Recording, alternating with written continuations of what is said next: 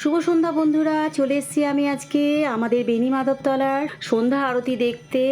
আপনারা কে কে দেখবেন দেখে নিন আমার সাথে। আর বেনি মাধবতলা তো বহু পুরনো মন্দির, সবাই জানেন ছোট বড়, তাই ভাবলাম আপনাদেরকেও দেখানো যাক। আমি একটি মাসিমণির দোকানের কথা বলবো। তো দোকানটি প্রতিষ্ঠিত 1 বছর হয়ে গেল।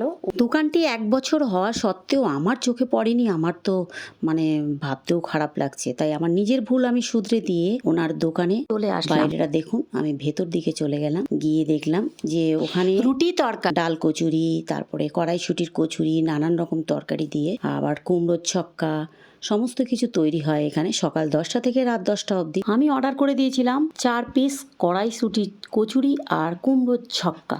কচুরিটি ভাজা হচ্ছে দেখুন। এছাড়াও আপনারা আইসক্রিম, কোল্ড ড্রিঙ্কস, জলের বোতল সমস্ত কিছু পাবেন। আমার আপনাদের কাছে এটুকুই আবেদন, আপনারা আমার যে বাকি ভিডিওগুলো দেখে যেমন ভাইরাল করেছেন, আমি চাইব উনি এত বয়সেও একটা কাজ করার যে প্রতিভা সত্যি অসাধারণ। আমি তো মুগ্ধ হয়ে গেলাম, তাই ভাবলাম কুমড়োর ছক্কা দিয়ে কচুরিটি খাওয়া যাক, তাও আবার কড়াইশুটির কচুরি। এত সফট, এত টেস্টি খাবার, সত্যি আমার খুব ভালো লাগলো। মনে যেন ঘরের খাবার খাচ্ছি, মায়ের হাতের খাবার খাচ্ছি।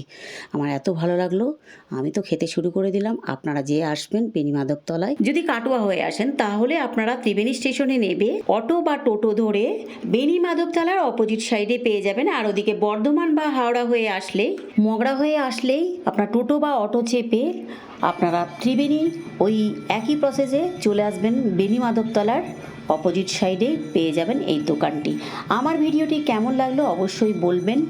দেখা হচ্ছে নেক্সট ভিডিওতে। এখন আমি আসছি, বাই বাই।